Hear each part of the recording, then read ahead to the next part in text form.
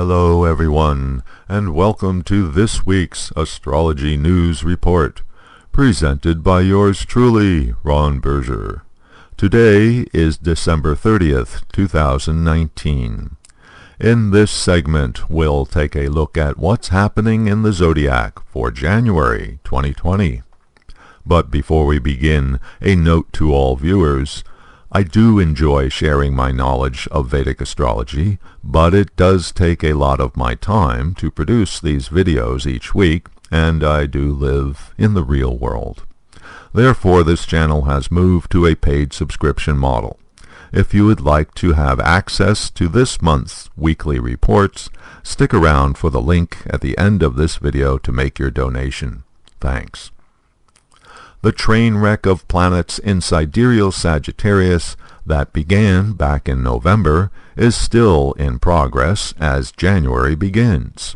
The only planets not participating are Mars, now in its own sign Scorpio, Venus in Capricorn, Uranus still in Aries, and Neptune in Aquarius. Having planets on top of each other in one sign diminishes the strength of the individual planets, since their close proximity means they are interfering with each other. Paradoxically, the significations of the sign are enhanced because so much planetary energy is manifesting through that one part of the zodiac. Sagittarius is the sign of truth and justice, but since it's a fire sign, the truth, as well as the justice, is a personal truth, in other words, self-righteous. And since the energy is available to everyone, this zodiac pattern increases the intensity of partisan politics. Note that, as the year begins, Mercury and Jupiter are in an exact conjunction at 12 degrees Sagittarius. That puts the planet of ideas and reasons together with the planet of increase and optimism, which results in inspiration and big thinking. Seems appropriate for making New Year's resolutions, but not entirely realistic. Mercury exits Sagittarius and enters Capricorn on January 13th. That will put the planet of rational thinking and reasonable discussion in the sign of practical goals and tangible results, which may help with the negotiations, at least somewhat. Meanwhile, Mars is in its own sign, Scorpio, for all of January. A planet in its own sign makes the significations of the planet, as well as the sign, powerful. Thus, the month is strong for action, aggression, combat, impatience, and impulse, as well as for secret activities, investigations, and forming alliances for the sake of acquiring power. Interestingly, in the chart of the USA, Mars transiting in Scorpio puts it in the 12th house, which for a nation's chart is the house of hidden actions, criminal activities, foreign agents, prisoners, and imprisonment. Mars transiting in this sector is an indication of something nefarious in progress. Venus enters Aquarius on January 8th, putting the planet of guidance in the sign of the humanitarian. It's also the planet of romance in the sign of the social revolutionary, which sounds good for those who are attracted to the romance of revolution. As Venus proceeds through Aquarius, it gets closer and closer to Neptune. The exact conjunction is in the last week of January, on January 27th, 22 degrees Aquarius. Venus with Neptune puts the planet of love and romance together with the planet of dreams, imagination, and illusions, creating unrealistic love, or an illusionary romance. Venus is also the planet of guidance, with Neptune, the planet of deception, producing false guidance. It's the planet of finance with the planet of confusion, therefore creating doubt regarding values.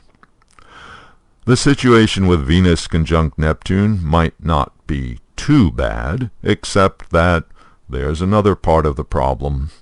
They are both receiving the square aspect of Mars. As Venus joins up with Neptune in Aquarius, Mars has progressed far enough into Scorpio that its forward square aspect is landing exactly on the Venus-Neptune conjunction. The attack planet, sending its combative energy to Venus, is bad for all Venus significations, resulting in problems in romance, negotiations turning nasty, agreements falling apart, financial market upset, and so on. Mars is simultaneously afflicting Neptune. The planet of aggression adds tension and stress to the planet of dreams and illusions, increasing the potential for weird negative fantasies, confusion and anxiety, deception, conspiracy, and so on. Fortunately, since Venus moves fairly quickly, it gets out of range after several days, and the storm blows over when Venus enters Pisces, its sign of exaltation, on February 2nd.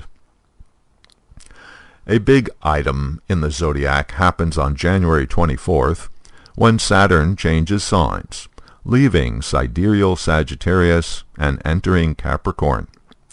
The reality check planet is a major player in astrology. It has a lot to do with the course of events. Saturn spends 2 to 3 years in a sign, so when it changes signs, well, that's a big deal. Capricorn is one of Saturn's signs. A planet in its own sign is strong, both for the planet and the sign's significations. Saturn is the planet of structure, therefore stability and security. Capricorn is a no-nonsense earth sign, concerned with achieving practical results. Capricorn does this through responsible management of work and resources.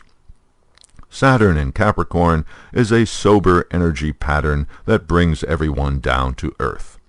This is a significant change from Saturn's 2-year sojourn in self-righteous Sagittarius, which manifested as a stubborn attachment to ideologies.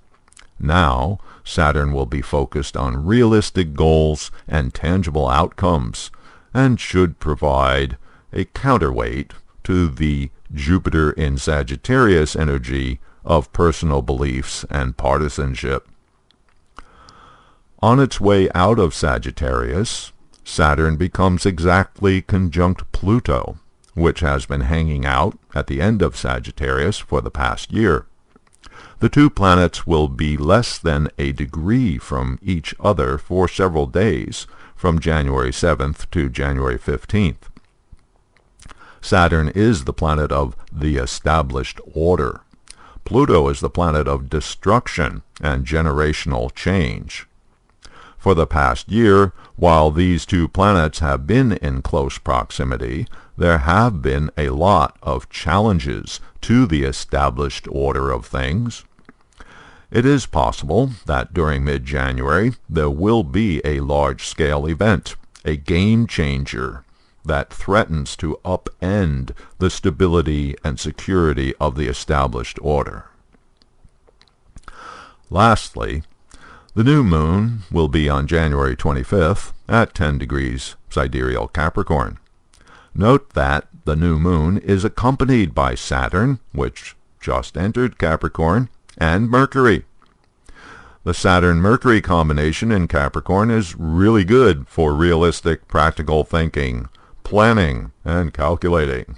And this new moon marks the beginning of the Chinese New Year, which will be the year of the rat. According to Chinese astrology, the upcoming lunar year will have the qualities of its animal. The rat is agile, alert, active, and also clever, tactical, and scheming. Okay, so there's a brief look at planetary events in January 2020, and now a reminder. You have been watching Astrology News Reports once a month free public video. If you would like to see the next 4 weekly reports, donate $20 by clicking on or touching the donation card you see at the end of this video, which will take you to the donation page. If $20 for a month is too much for you, you can donate $10. The link to each week's report will be sent to you via your email. Here's a description of what's coming up in January's videos. January 5th, Planetary Patterns and Politics for January 2020. January 12th, Analysis of Venus conjunct Neptune squared by Mars. January 17th, Saturn in Capricorn, the effects for each rising sign chart.